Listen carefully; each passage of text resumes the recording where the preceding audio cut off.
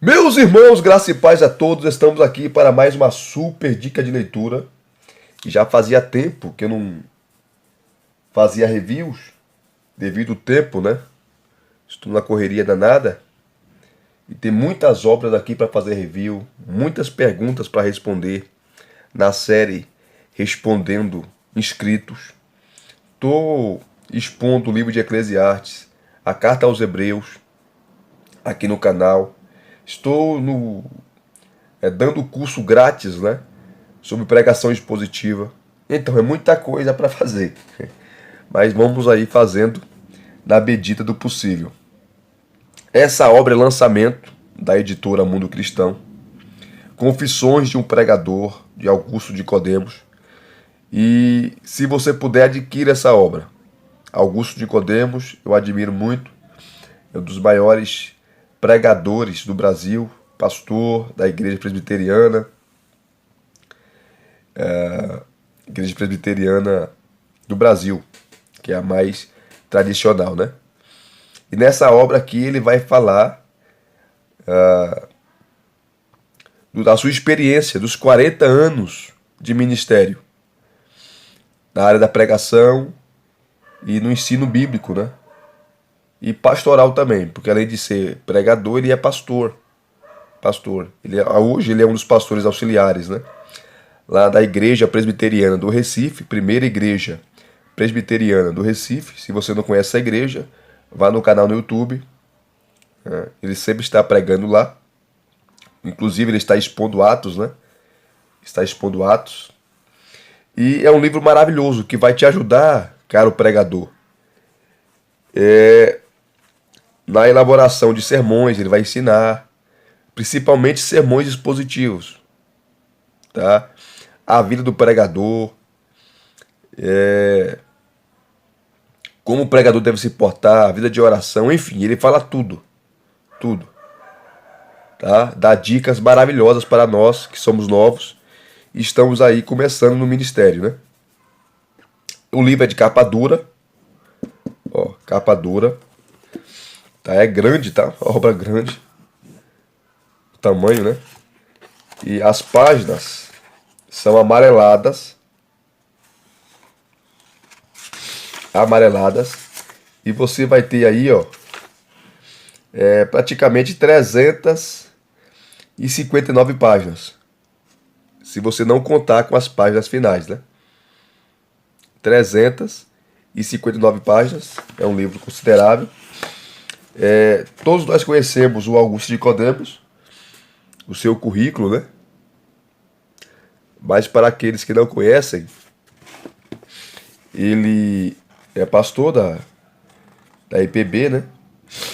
Escritor e professor, é bacharel em teologia pelo Seminário Presbiteriano do Norte, em Recife, mestre em Novo Testamento pela Universidade Cristã, isso aqui eu não sei pronunciar, na África do Sul, e doutor em hermenêutica e estudos bíblicos pelo Seminário Teológico de Westminster, nos Estados Unidos, onde também obteve o pós-doutorado em Novo Testamento, com estudos adicionais na Universidade Reformada de Kampen, na Holanda.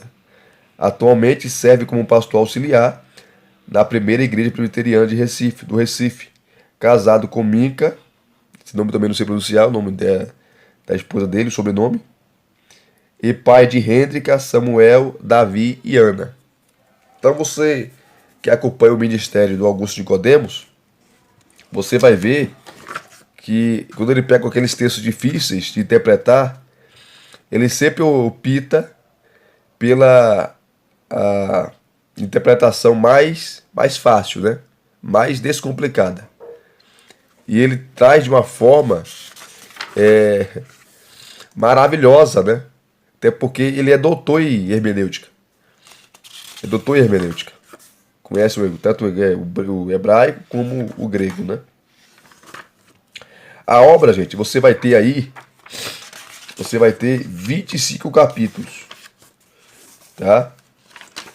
25 capítulos. Em cada capítulo você vai ter os subcapítulos, vamos dizer assim. Como aqui, ó. O capítulo 1 ele vai falar da prioridade da pregação. Tá? Vai falar do culto cristão, enfim, ó. A prioridade da pregação. Você pode pausar aí para ler, tá? Depois ele vai falar no capítulo 2 sobre a vida do pregador. Oração, leitura da Bíblia, leitura de obras teológicas, o jejum, meditação, silêncio e reclusão, santidade, confissão, preparo intelectual, soberania de Deus. Ele é calvinista, né? Ele é calvinista, aí isso não quer dizer nada. Tem gente que não gosta de calvinista, né? Como também tem gente que não gosta de arminiano. Arminianos e calvinistas são irmãos de Cristo, queridos. Essa briga aí já era para ser superada, pelo amor de Deus. Eu não discuto mais sobre isso, né? Arminianismo, calvinismo, já encheu o saco. Pelo amor de Deus. Somos irmãos em Cristo. Então aqui, a vida do pregador. Ele fala sobre tudo, o casamento do pregador, os filhos, tudo o que você precisa saber. Tá? Ele fala mais do pregador do que da pregação. Fala da pregação, mas dá uma ênfase maior do pregador. Então você depois aqui, o capítulo 3, a preparação do sermão. Ele fala dos tipos de sermão, o textual, o temático e o sermão expositivo. Aqui, ó. Aqui é muito bom. Ele fala da preparação do sermão expositivo, como ele faz para preparar, a escolha da passagem bíblica, o esboço, fontes e recursos para a preparação do sermão. O conhecimento das línguas originais é o capítulo 4. Primeiro, você tem que conhecer a sua própria língua, a questão da manuscritologia e o conhecimento das línguas originais, nesse caso o hebraico e o grego, né? Capítulo 5, modelo de interpretação. Você pode pausar aí para você ler. Capítulo 6, ilustrações no sermão.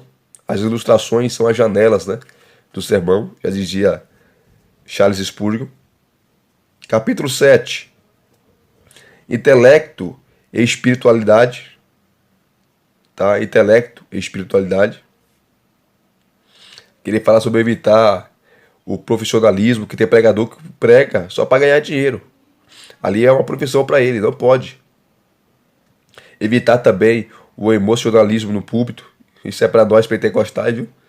E tem os pregadores que, pelo amor de Deus, ele quer dar uma de Espírito Santo, né? Ó, como o pregador lidar com a tietagem, tá? O reconhecimento, os elogios, os aplausos, isso pode matar o pregador. O cara pode ficar vaidoso, né? Capítulo 8. A importância da aplicação, lembrando que o sermão expositivo, você lê o texto, explica o texto e aplica o texto. Tá? Quando Deus muda o sermão, olha aqui, ó. Repetição de sermões. Eu repito sermões, porque o sermão, para ficar bom mesmo, você tem que pregá-lo várias vezes. Pregar o sermão de outros, ele fala aqui, ó, pregando Cristo. A pregação tem que ser cristocêntrica. Se você pregar no Antigo Testamento, principalmente no Antigo Testamento, né? Como também no Novo Testamento, o apelo. Lembrando que a igreja presbiteriana não faz apelo, que nem nós pentecostais fazemos, né, no final da mensagem. E quem criou isso, essa ideia de fazer apelo, foi Charles Finney. Inclusive tem até uma sistemática dele, né? Ele que trouxe essa ideia de apelo. Ele não concorda muito, né, com alguns Nicodemos, mas ele é bem equilibrado. Eu não vejo nenhum problema a gente fazer apelo. Você faz o apelo, mas quem convence é o Espírito Santo, não é o pregador. Então aqui, ó, apelos na Bíblia. Ele começa com o Criador, tá? Esse modelo, e vai passear ali pela Bíblia, enfim. Fala de dinheiro, enfim. O capítulo 12, ele vai falar sobre apóstolo, profeta, evangelista, pastor e mestre. O apóstolo não existe mais, concordo com ele, cessou esse dom. Mas você tem o profeta também para ele, cessou. Lembrando que Augusto Nicodemos, ele é sensacionista, né? Alguns vídeos parece que ele não é, outros vídeos parece que ele é, mas no geral parece que ele é sensacionista. Os dons extraordinários, como de operação de maravilhas, dons de curar, dom de línguas, né? o dom de interpretação de línguas, ele não crê. Ele não crê. Mas isso não quer dizer nada, né? Alguns Nicodemos não é a Bíblia. Os dons estão lá, são bíblicos e é dado pelo Espírito Santo. Já li muita obra de sensacionista e o argumento não é bíblico. Eu falo assim, os caras ficam malucos, né? Não é bíblico, porque os dons estão lá, é para a igreja. Os dons só vão cessarem quando Cristo voltar. Então tá aqui, o pregador e as crianças, muito bom. Sobre culto infantil, as crianças barulhentas. Aí você vai pregar na igreja, tá lá as crianças dentro da igreja, aquela bagunça danada, ninguém faz nada. Tira a atenção, né, da igreja. As tentações do púlpito, tá?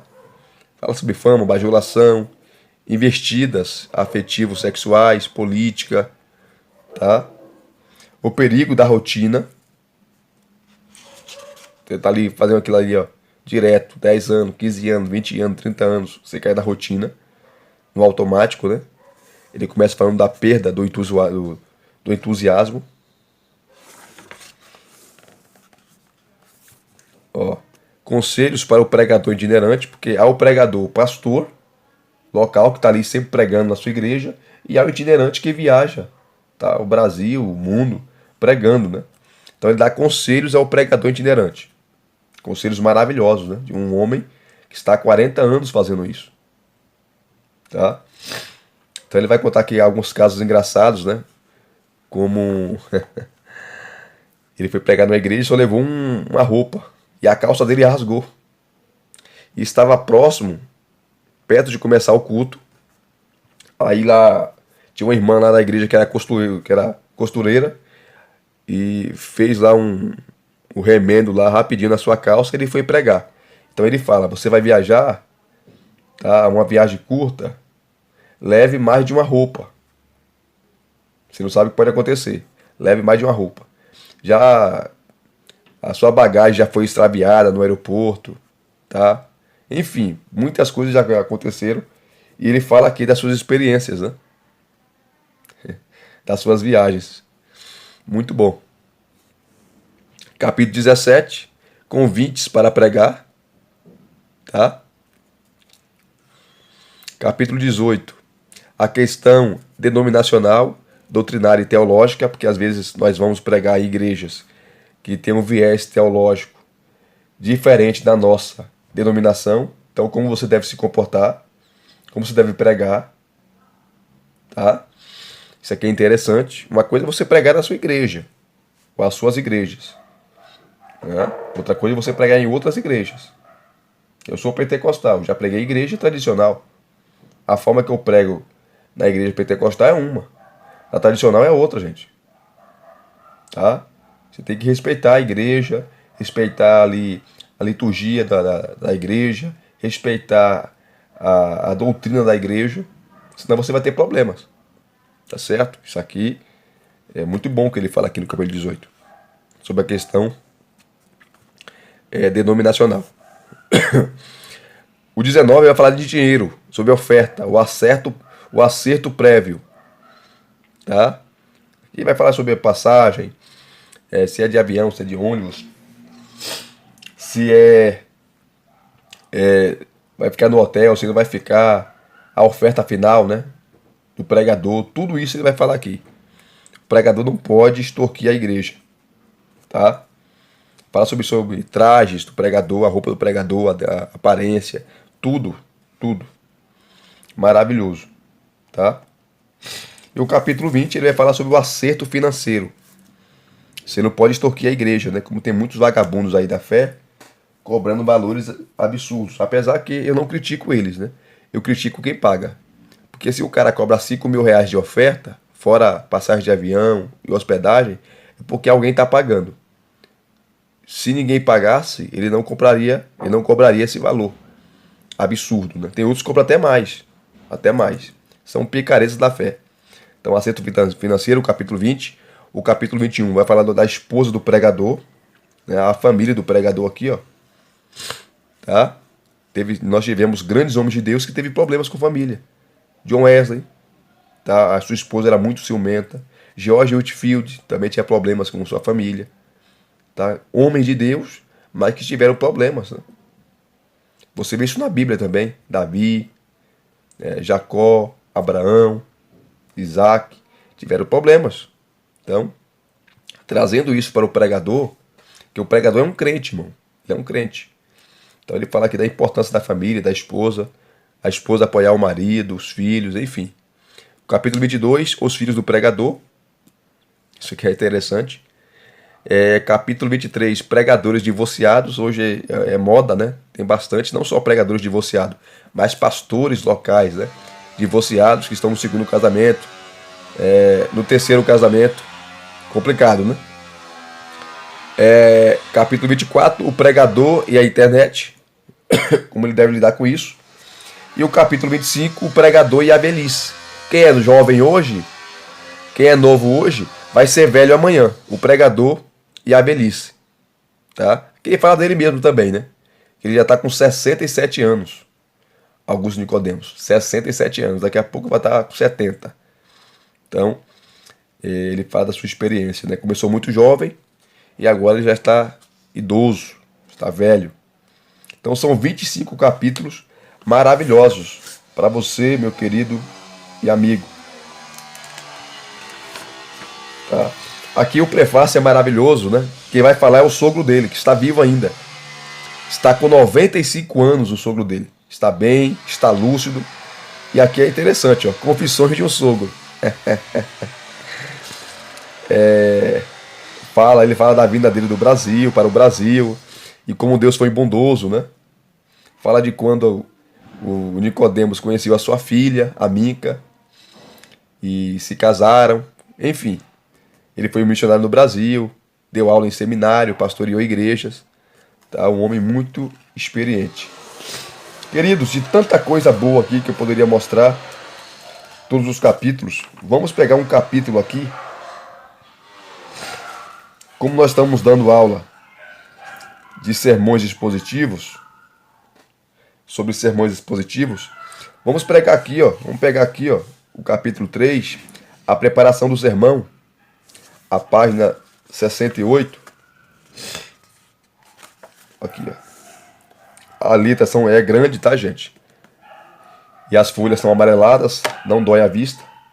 O ruim, se você deixar num lugar sem luz, pode criar mofo, né? Esse é o ruim das folhas amareladas. Vamos lá. A preparação do sermão é uma questão crucial, porque normalmente existe uma relação direta entre a preparação e os efeitos da pregação. Sermões bem preparados e pregados por homens bem preparados apresentam muito mais probabilidade de eficácia do que mensagens entregues de maneira desleixada por pregadores desleixados. Então, a preparação do sermão, o estudo, vou fazer uma aula, inclusive a sexta aula vai ser sobre isso, né? Como escolher o texto, estudar o texto, as maneiras corretas de estudar, tá? Você lê o texto várias vezes. John Stott falava sobre isso. Gordon Fee, na sua obra Entendes o que Lês, fala isso. Quando você vai pegar um texto, você tem que ler ele em voz alta, várias vezes. Para que, Elias? Para você ouvir a sua leitura e memorizar. E quando você vai pregar, você prega mais seguro, principalmente em sermões que você nunca pregou. Normalmente, nós gostamos de repetir o sermão porque já é conhecido. Não é? Já é conhecido. Principalmente quando você vai em igrejas que você, de outras denominações, ou a primeira vez, você quer pregar aqueles textos que você se sente mais confortável, e você já pregou várias vezes aquela mensagem. Tá? Mas quando você prepara um sermão novo, você está seguro, você prega tranquilamente. Aqui ele vai falar dos tipos de sermões. Tá? Precisamos começar com os tipos mais comuns de sermão encontrados hoje e que se encaixam basicamente em duas categorias: sermões improvisados e sermões preparados. Tem muita gente que prepara sermão na última hora. Isso aí não pode, né? Aí o cara não ora, o cara não busca, não estudou o texto. Tá? Eu sempre falo aqui, gente, não compre Bíblias que tem pregação. Ou melhor, Bíblia como a Bíblia do pregador pentecostal. Eu não indico essas Bíblias. São boas, são. A Bíblia do Hernandes é muito boa, mas eu não indico. Por quê? Porque é a Bíblia do preguiçoso. O cara não vai ter nenhum trabalho de preparar um sermão, porque essas Bíblias já vêm sermões prontos. É só você abrir a Bíblia, ler o texto lá e pregar o sermão. Tá errado, não pode. Pregação, dizia John Stott, é suor. O pregador tem que suar, tem que buscar, tem que pesquisar, tem que orar, jejuar. Não pode. Então, você tem sermões improvisados e sermões preparados. Como o próprio nome revela, na primeira categoria, estão os sermões não preparados antecipadamente, em que não houve estudo do texto sagrado, meditação, pesquisa e nem a preparação de um esboço mínimo. Isso aqui é interessante. Está estudando? Faça o esboço. No papel, no caderno, no celular, no tablet. Faça o esboço. E depois você vai passar limpo esse esboço, acrescentando coisas ou tirando coisas. Interessante. O pregador chega ao púlpito apenas com a ideia de uma passagem de base. E às vezes nem isso.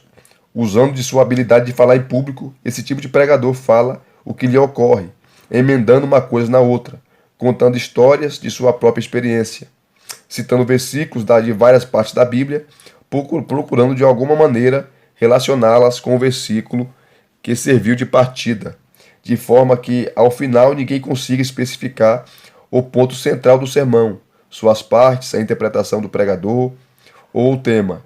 Esse tipo de pregação consiste mais em um evento cujo centro é o pregador, sua eloquência, sua gesticulação, seus gritos e suas frases de efeito. Pouca ou nenhuma exposição das grandes verdades bíblicas é feita. Isso aqui é interessante também. Pregar,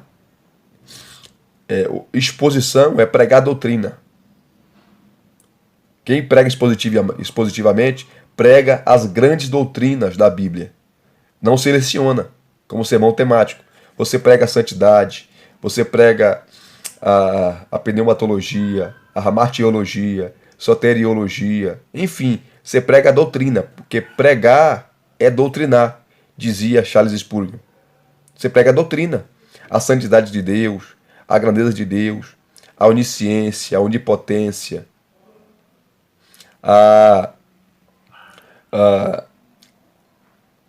não só a onisciência, a onipotência, né, mas todo o ser de Deus. Você prega todas as facetas de Deus que está nas Escrituras. Isso aqui é interessante. Algumas denominações ainda o encorajam, como vimos, esse tipo de sermão, por defenderem que a preparação antecipada da mensagem revela a falta de fé no Espírito Santo. Isso aqui é um absurdo, né? Que concede na hora da pregação. Uma igreja que faz isso é a igreja que está no Brasil. Na hora da pregação, o ancião fala quem Deus revelou a mensagem. Aí levanta alguém lá no meio da igreja e vai pregar. Completamente errado, equivocado.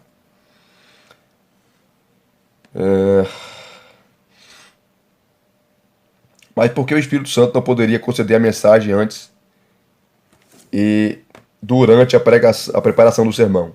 Preparar os sermões não é afronta ao Espírito, mas sim o reconhecimento da seriedade do assunto de que não somos os únicos a quem o Espírito revela o sentido da palavra de Deus e de que estamos diante de um livro único que demanda cuidado de interpretação.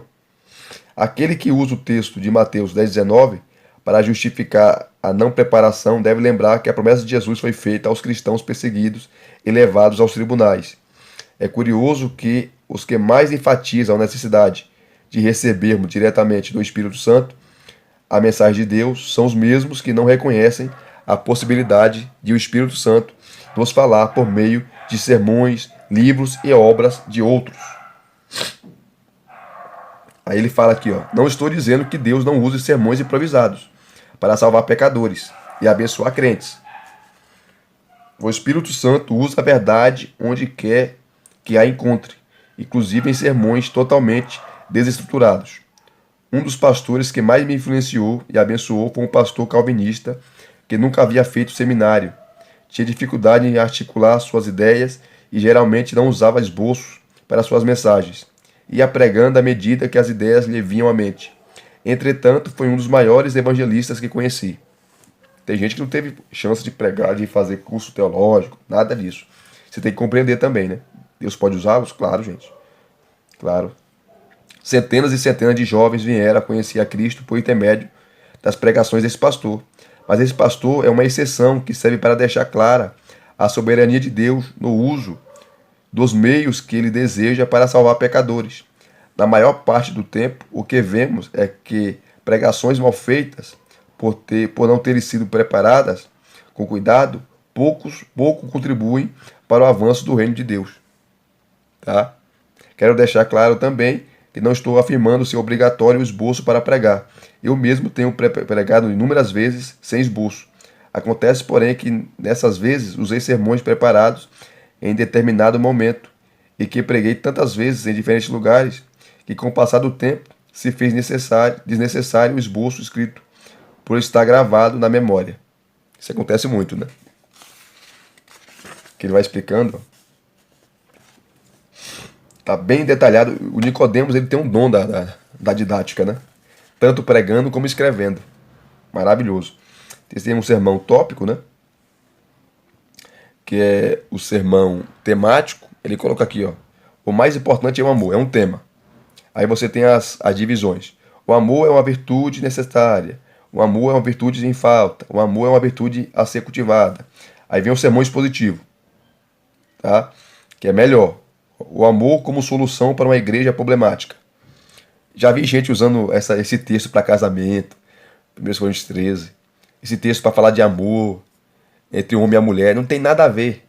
Esse amor aqui, que Paulo fala no capítulo 13, tá? É o amor ágape, o amor de Deus. Não é amor de casal, não é amor de amigo. Não tem nada a ver, gente. Tá? O sermão expositivo corrige esses erros, né? Então você tem aqui, ó, versículos de 1 a 3, o amor é superior aos dons espirituais, é o dom supremo, né? Versículos de 1 a 3, 13 de 1 a 3. O que é o amor? Paulo explica, versículos 4 a 7. O amor dura para sempre, versículos 8 a 13. Tá? Aí vai explicar o contexto ali da igreja de Corinto, porque Paulo fala do amor, tá? Enfim, porque o amor é superior aos dons, e no final só o amor irá permanecer, porque o amor é eterno, o amor dura para sempre, não acaba. Aí ele vai explicando aqui, ó. Aqui ele vai falar da preparação do sermão expositivo, como você deve preparar um sermão expositivo. Aquilo que eu falei nas aulas, né? A aula de exegese hermenêutica, para quem a passagem foi escrita, que situação gerou essa passagem, qual a finalidade dela, qual o ponto central ensinado. Tá?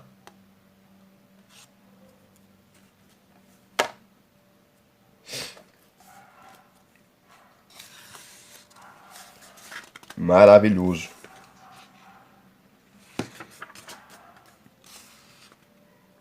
Aqui ele usa várias versões da Bíblia, né? Que o pregador também tem que ter. Como a versão que eu mais gosto de usar para pregar. A NAA, aí você tem a NVI, você tem a NVT. Ele dá exemplos, né? Das traduções que o pregador usa. É claro que não se faz exegese com tradução, mas é bom você ter várias traduções para você comparar um texto com outro. Ó, a escolha da passagem bíblica. Tá? Escolheu, vai estudar a passagem. O livro também, se o livro for pequeno, né? A mensagem do livro, o gênero literário do livro, ó, o esboço. Eu gosto de fazer esboço. Eu não sei você. Fontes e recursos para a preparação do sermão, que você tem dicionários, você faz dicionário de grego, dicionário de hebraico, comentários exegéticos, enfim, uma introdução ao Antigo Testamento, ao Novo Testamento. Todas as obras que você tem que ter essas obras para você fazer pesquisas, né? No capítulo 4 ele vai falar da importância do conhecimento das línguas originais, tá? Você tem que conhecer primeiro a sua língua, nesse caso o português, tá? A questão manuscritológica, tem que conhecer tá? Que ele vai citar mais versões, ó, NAA, NVI, a nova tradução da linguagem de hoje, né? A NTLH. Ao meio da revista e corrigida, você tem um texto majoritário. Quem estuda crítica textual sabe disso. A nova versão transformadora, a NVT, usa o texto crítico, então tem uma diferença, tá? É o conhecimento das línguas originais, pelo menos básico você tem que conhecer. Ele vai falando, ó. Modelo de interpretação da Bíblia, que é a hermenêutica, né? Que é a área dele também, né? E por aí vai. Gente, é maravilhoso essa obra. Se vocês gostaram aí, eu posso fazer o segundo vídeo dela. Mas vou parar por aqui para o vídeo não ficar muito longo, tá? Deus abençoe a sua vida, a sua família. Se inscreva no canal se você não é inscrito. Acione o sininho para receber todas as notificações. Comente, deixe seu like, tá bom? E tamo junto e misturado. Graça e paz a todos. Muito obrigado mais uma vez. Até as próximas indicações.